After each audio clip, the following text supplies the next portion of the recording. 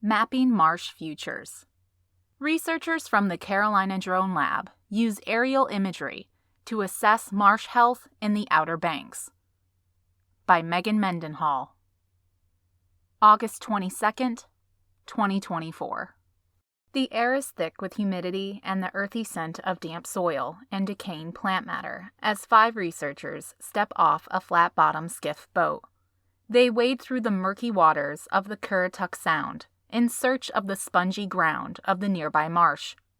Once on shore, the soft squelching sound of their footsteps blends with the distant buzzing of insects.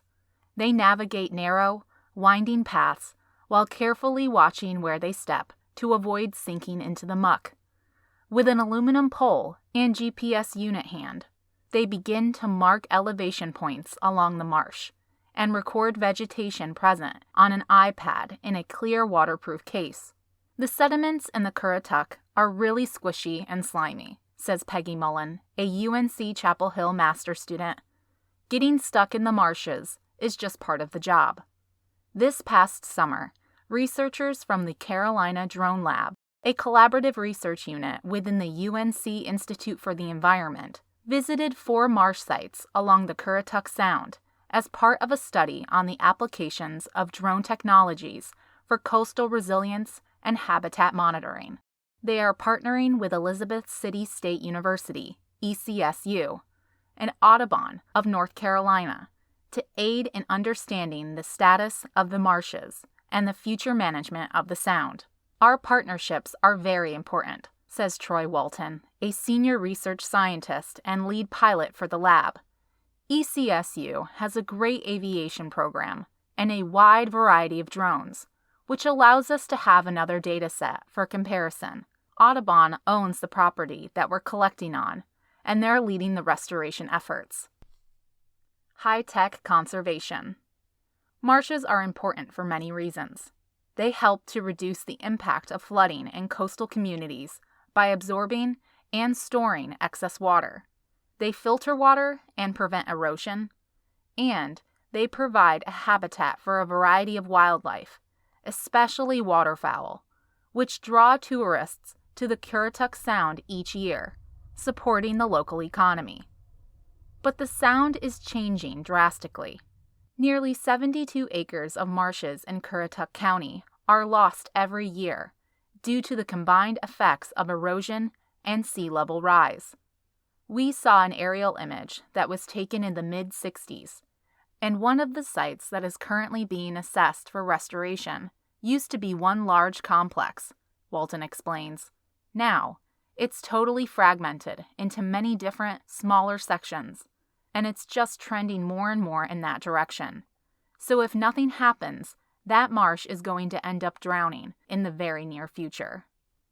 To help protect and revive marsh habitat, Audubon of North Carolina is undertaking a series of sediment restoration pilot projects at the Donald C. O'Brien Jr. Sanctuary and Audubon Center at Pine Island. This involves thin layer placement, where sediment dredged from the Sound is applied to the marsh surface to elevate the land.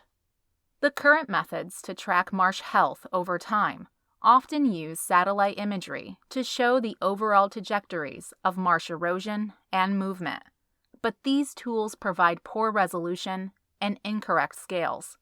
This is where the Carolina Drone Lab comes in.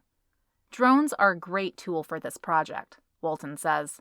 We're flying with super high resolution, with different types of cameras that will tell us the actual marsh health based upon the reflectance that we're receiving back from the multispectral camera.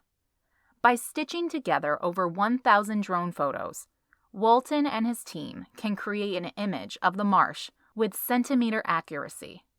They also use the data to create a digital surface model that shows the elevation across the marsh and understand if the elevation of the marsh is keeping up with local sea level rise.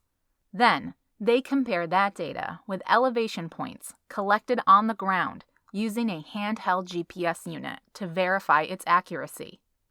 This research benefits the citizens of North Carolina because the marsh problem is not just localized to Currituck Sound. It is across North Carolina and the world, Walton says. If we can better understand what's happening here, then we're able to take these strategies and expand them to the state, and then hopefully further beyond that as well.